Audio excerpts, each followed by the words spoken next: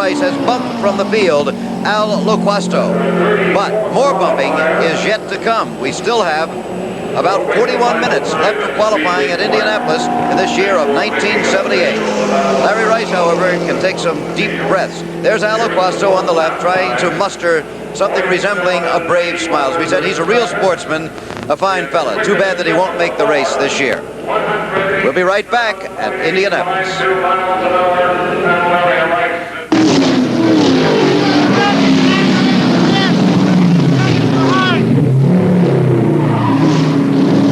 The car can do a lap in 60 seconds. You can do the car in 19. And that's the way it has to be, because you don't win races on the track unless you win them in the pit first.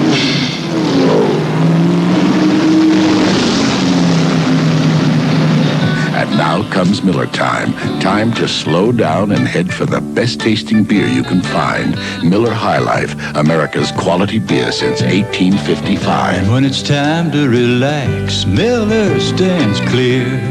Beer after beer. If you got the time, we've got the beer. Miller beer. If you got the time, we've got the beer. Miller beer. Next Sunday on ABC, exclusive same-day coverage of one of the world's biggest single-day sporting events, the Indianapolis 500. A special time, 8:50, 7:50 Central. And later tonight over most of these ABC stations, a special report on the final day of qualifying. Well, I'm here with Al Loquasto, who has just been bumped from this year's Indianapolis 500. Al, you're one of the nice guys. You've still got a smile on your face. This happened to you in 75 and now again. What are your thoughts? Well, Chris, I knew it was going to happen. Like I said, this morning when I went out and practiced with the car, I jumped out of third gear and I tagged 12 grand and bent all the valves in it. My chief mechanic, Clint Broner, says, hey, we have nothing else to do. Let's take it out and just get what we can out of it. And we were really surprised it even ran as quick as it did. We thought it'd blow because all the valves were bent in the engine. Then you got into one of Tessie Vaddis's cars as a backup. What happened to that one? Yeah, Tessie Vaddis was nice enough to put me in his backup car, and I went out and in 4 laps run over 176 and a half in it and figured I was going down a backstretch after I read the board, and I said, hey, I'm in this turkey again, and the engine exploded on the backstretch, so it wasn't my year. Well, that's true. And all the best to your dad, who's back in his hometown recovering from a heart attack. Better luck next year, Al. Thank you, Chris. Hi, boss man. Okay, back to you, Jim. All right, Chris, thank you very much. Car number 69, down low on the race car, of course, is driven by Joe Saldana, another rookie from Lincoln, Nebraska, a rookie at age 33. But, of course, Graham Hill, when he came here, I guess he was 39 or 40 at that time, close to it, and had twice been the world driving champion. He was still a rookie because he hadn't made Indy yet. Well, it's quite amusing to come to Indianapolis after having done fairly well around the world. I remember when I came here in 1966, and I came here to do some tire testing before that, and everybody said, no, you can only do a certain speed around this racetrack because you're a rookie, you can't go this fast. And I remember thinking, well, here was I doing very well in Grand Prix racing and having raced in the strange places, and there I was as a rookie. Waiting for his turn next is Larry Cannon. He hasn't qualified yet. The bumping really underway and at a frantic pace here with a little over 35 minutes left for qualifying for this year's Indianapolis 500. Joe Saldana, as we said, is from Lincoln, Nebraska. Presently lives in Brownsburg, Indiana, however, but still likes to list Lincoln as his hometown. Works as a bricklayer when he's not busy racing. At this level of racing, you know, you're not A.J. Foyt and you're not Bobby Unser. You very often have to do something else. Jim McElreath, for example, the veteran, is a bricklayer in his, not his spare time, but his other time. Well, lots of occupations make racing drivers, and that's the way it has to be. Everybody associates everybody with the top end of the scale, of course, and they see the glamour, the color, and the excitement. But my, is it different in other areas of the sport and other levels? Well, Joe, you know, was actually the 26th qualifier for this race last year. However, he himself was bumped from the starting lineup by John Mailer, the final car to make the starting field. So Joe Saldana knows what it's like to be bumped, and now he's going to try to bump somebody else. The slowest speed at this point is Bob Hawkey, 186.133. Remember, he just made the field a little while ago, and now he is the man on the bubble. Well, it's always a nerve-wracking time, this. If one goes down pit lane, there's a lot of forced smiles. You know, everybody's trying to put a little bit of smile into the air, but my goodness, it's not really a smile inside. The stomach's churning and the aching takes place. It's very ulcer-making. I think after this day, there's a lot of medication coming out. Okay, that's Joe Saldana, and here is Bob Hawkey. Bill Fleming with him. Bill? Yeah, I'm with Bob Hawkey right now. Bob, what do you think the chances are of staying in the field? 2, slim and none at this point.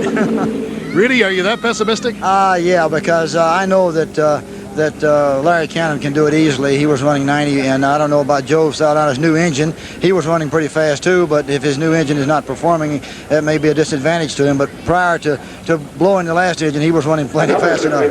Doggone it, Bob, if that happened, your moment of joy would only be about 15 minutes long. Let's hope it doesn't happen to you. Okay, Chip.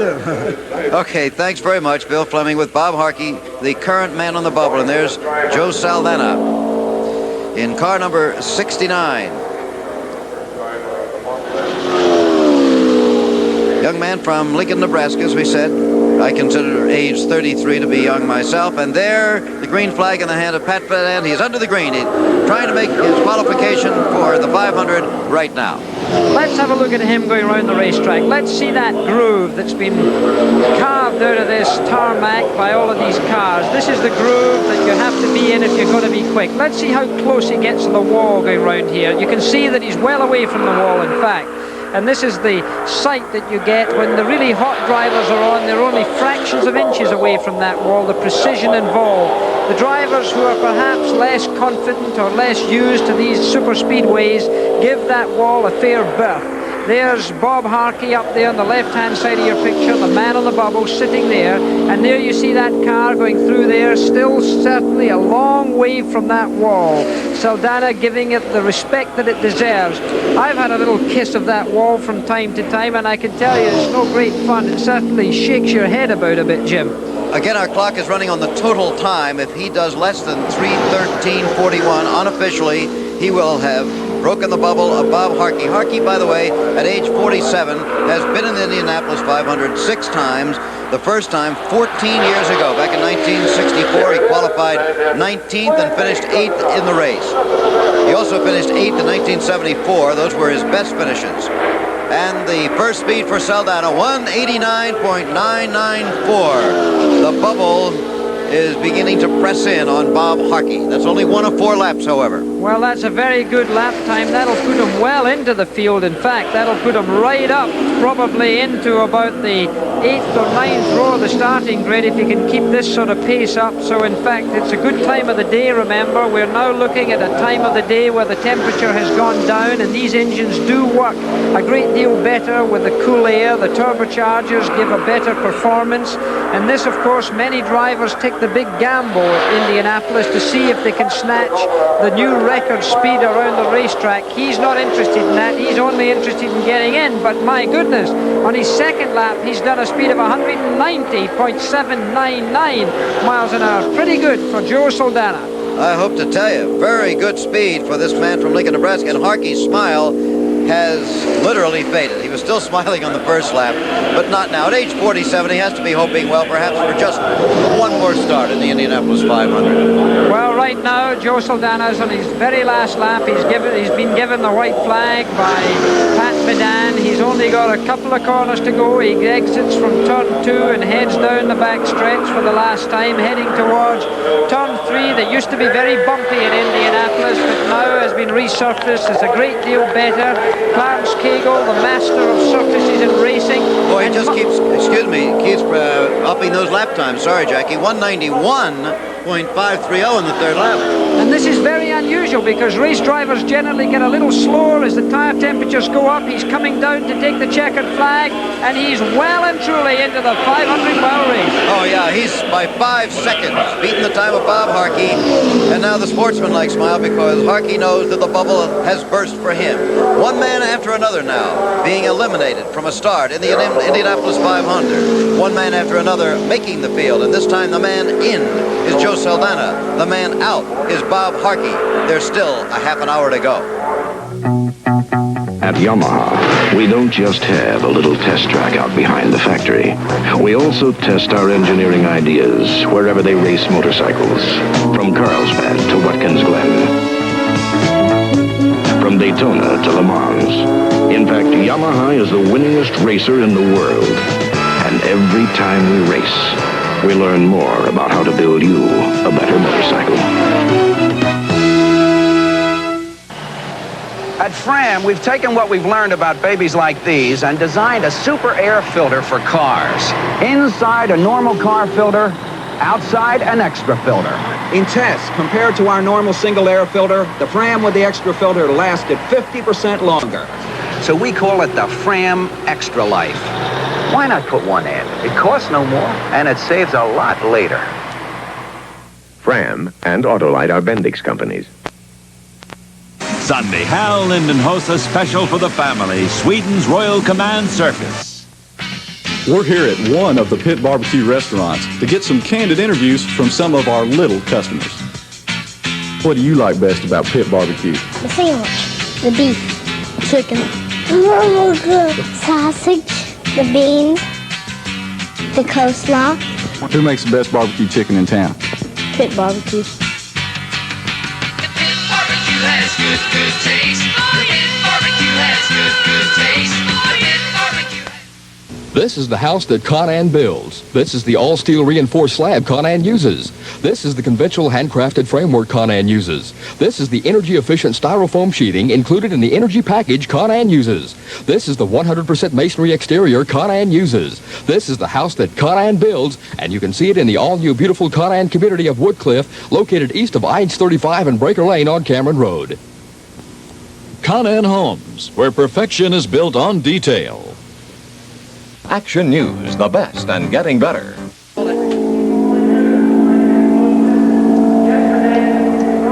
We return live to Indianapolis. Jim McKay here with Jackie Stewart, and on the racetrack is Larry, known as Boom Boom Cannon, 41-year-old race driver from Danville, Illinois. Jackie, we were talking a while ago about how many professions produce race drivers. Larry Cannon's a barber. Well, I'm sure he's had a few close shaves, but... trying right now to trim the time of the man on the bubble, Graham McRae. There is Larry Cannon, heavy-set fellow. He's also been in politics in his hometown of Danville, Illinois. Kind of a colorful guy. The time to beat is 3:12:55, and there's the man on the bubble, the only foreign driver to have made the field this year, Graham McRae of New Zealand. A very good driver, too. Yes, he was called Cassius McRae when he came over to Britain originally to race on road racing, and now the green flag has been given to Boom Boom Cannon. But Graham McRae, when he came over, was very hot, very fast, a little bit accident-prone to begin with. He's a very tough guy. You can see he's a fairly broad individual, a real heavy-set, strong, muscular man. I'm sure now he's flexing a few muscles in hope, perhaps in prayer, that he's still left in this race to compete. A long way to come from New Zealand, although he makes most of his time here in the United States now, very happily disposed. But the man in the car there, Boom Boom Cannon, very colourful in his blue and yellow car. I don't know, Bill Fleming somewhere down in the pits. Maybe Bill Fleming can find a way to get to McRae. Bill, are you there? Jackie, I couldn't get any closer to him. Okay, why don't you talk to him? All right, Graham, of course, hasn't been here since 1973, and he has an anxious moment right now. Do you think that it can happen that Boom Boom's been running fast enough? Yes, I'm confident that he'll be in the show. I think he ran 191 or something this morning. And when I took my qualifying time, I did not expect it to stand up. You were really kind of under the gun, though, weren't you? The pressure builds so much in the last couple of hours here. Well, yes, I think the engine's been going off gradually over the month. They're just saying he's not fast enough. Well, I guess. We see there's always hope. Bill, excuse me. I was hoping for rain, and I hope for wind. Yes, go ahead. Yes, Bill, the time for Larry Cannon, 182.149. That's not nearly good enough. It'll be a miracle if I'm in there. All right, Jim, we'll keep him right here. You go ahead and cover it. Okay. Graham McRae, the man on the bubble, pessimistic, but right now... Well, I guess everybody everybody's got to be pessimistic when they're thinking of that. Remember, the time to beat, if we're looking at our clock on there, is 3 minutes 12.55 seconds. So that's the time, that the bogey time to meet here, to see if Graham McRae still stays in the race, and Boom Boom Cannon, he's got to speed up incredibly, in fact, to get into this race right now. Of course, technically, I suppose it's for him, this is, and a second lap time slower, 180.796 miles an hour. This certainly isn't going to be fast enough. Well, they could wave him off, but in all probability then he would not have time to get back out on the race course again. There's 26 minutes to go, and there are other cars, I believe, still in line who would be ahead of him. He's getting the white flag, however, meaning 1 lap to go. Looks like he was a little squirrely coming through the home stretch there. Well, he's certainly trying his very best, I'm sure, but he must know, because he's been given pit signals there by his crew, and therefore he'll know what's happening time-wise. Bill Fleming, what was McRae saying to you? He said there's no use taking the yellow because he's already had one shot. This is it for him. He's got to ride with that. He's worried about Vukovic, who's coming up next. That's right. In the relief, or not relief, but in place of Bobby Jones in the car 18. Okay, 180.542 on the third lap. Boom Boom Cannon might as well forget it for this year, and he had been turning in, as McRae indicated, extremely good. Fast times, much faster than that. I can only assume that the performance of the car is not good enough, and look at Graham McRae standing there now. He's just had a short reprieve. However, as Bill indicated, he is now worried, and really worried, about Bill Vukovic, who should be next on the racetrack. For the moment, however, he enjoys a laugh in the pits. Graham McRae still sits perilously on his bubble, standing right next to where Bill Vukovic is waiting to go out. Maybe get a word with him, Bill. Oh, sorry, we're going to take a break right now, and then we will be back, perhaps to talk to Graham McRae, perhaps to watch Bill Vukovic. It's all live. It's happening now. Even on a practice lap at Indianapolis, you hit 150 miles an hour. So you look to the warning lights to tell you what's happening ahead of you. And to power all 12 around the track, Indianapolis depends on Sears Die-Hard batteries. The same battery that's been starting Indy cars since 1970. The same battery that has extra power to start your car when most batteries won't. The maintenance-free Die-Hard. Sold only at Sears. Introducing Turtle Extra, the thickest, most effective wax Turtle Wax has ever made, with special wax and polymers that cling to a car's finish. To demonstrate, we sank this car before we buffed it. Look, hours later, the wax is still there. Turtle Extra won't run out on you, and it protects your car from rain, sun, salt, and sand. Turtle Extra from Turtle Wax.